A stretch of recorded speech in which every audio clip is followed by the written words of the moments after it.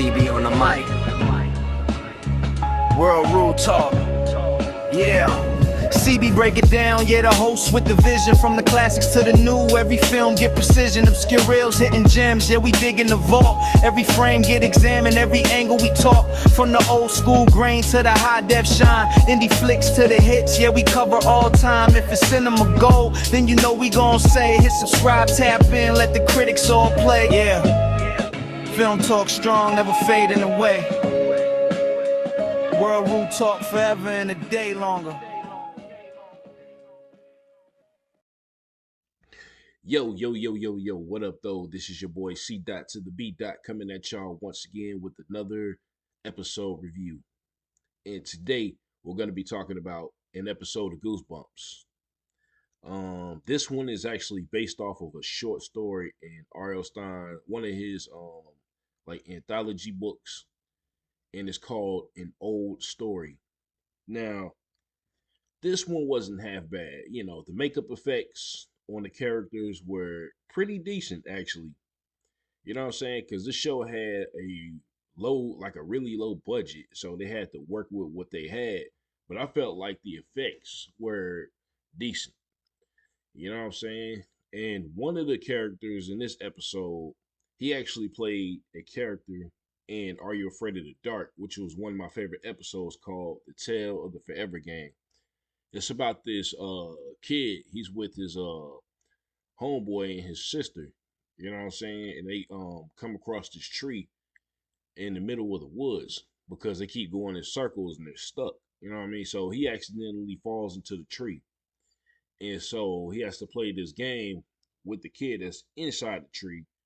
And whoever wins, that person gets to escape. You know what I mean? And I was like like I said, one of my favorite episodes. It was a pretty good one. But this one here, it was pretty decent too. So in this episode, it's about these two boys who get stuck at home. And of course, they have a Goosebumps parent who has to find some reason to go out of town or has a reason to go out of town. You know what I'm saying? Leaving the kids at home. So their aunt Dahlia shows up. And so, you know, their aunt, she's a little eccentric from the jump.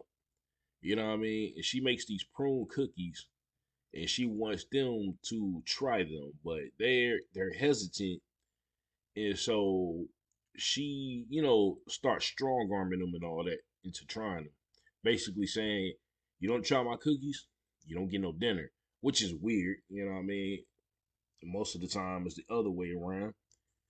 And so even from the start, you know what I'm saying, when I first saw this episode, I'm like, okay, it's something up with these cookies. Because first of all, you're not going to threaten no kids, you know, you know what I'm saying, with no dinner if they don't eat these cookies. So they wind up trying the cookies, and the next morning they wake up, and they're both older. You know what I mean? So they start getting older and older and older, and the aunt, you know what I'm saying, Aunt Dahlia, she invites these two women over basically as a hookup. You know what I mean? So these two older women, you know, get with the two boys. You know what I'm saying? They start playing cards and things like that. You know what I'm saying? So it's like a little house date. And so the whole purpose of their aunt feeding them these cookies basically was to get her two older friends married. And so that was a questionable part. You know what I'm saying? And these two friends were in on it. They knew what she was doing. And so the boys, they try to formulate a plan on how to escape the situation. And at first, you know, they go up into the room and they try to climb out the window, but they're too old and out of energy. And so the aunt, she busts in the room telling them to come back downstairs. So she's forcing them to be with these women. You know what I mean? And so in one scene, we see one of the boys, you know what I'm saying, go to the store to get some milk. And he looks in the mirror at the store and he sees that he gotten even older, you know what I'm saying?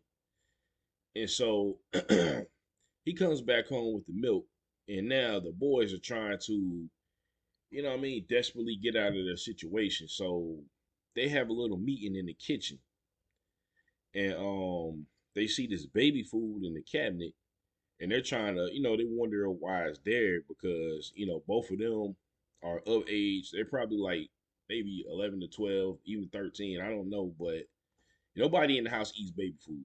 I'm just gonna say that. So one of the boys, he gets it out the cabinet and he tries it, and then his skin starts reverting back to his younger age.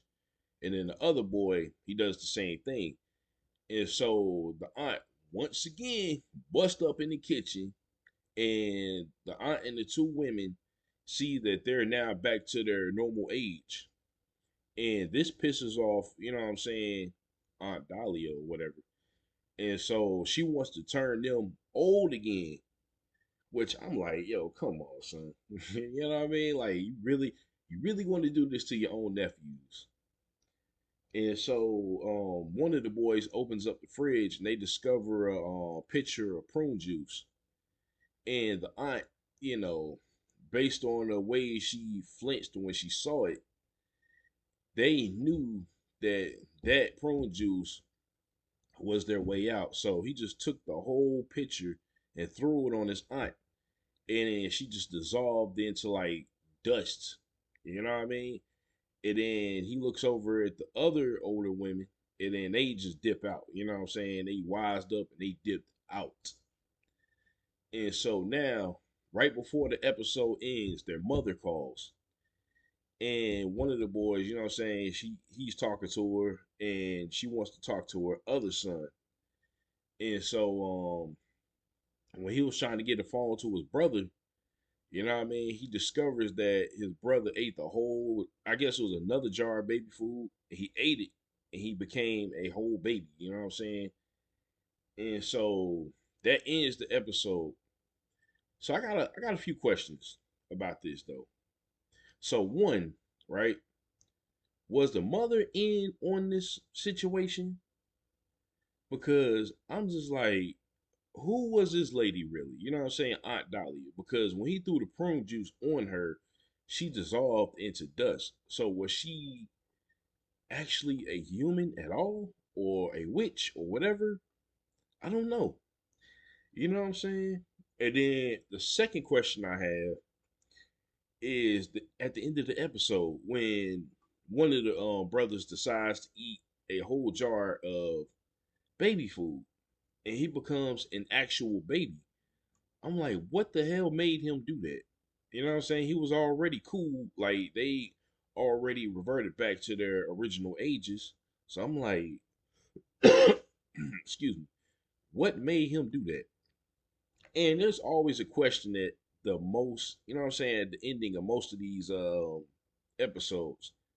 But this one here, I was just scratching my head like, okay, again, was the mom on this whole thing?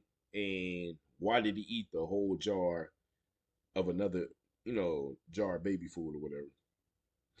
But yeah, man, that's my review for An Old Story. If y'all haven't watched this episode, you can watch the whole series on Tubi. It's definitely on there. So check it out. Let me know what y'all think because this will be an interesting conversation about this episode here. All right. But for this episode though, I'm going to give it a grade.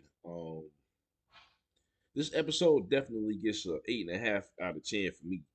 Only reason why I'm removing that half score is because again, why the hell did you eat, another baby jar of baby food at the end of the episode? It made no sense. But anyway, I'm out of here. Peace.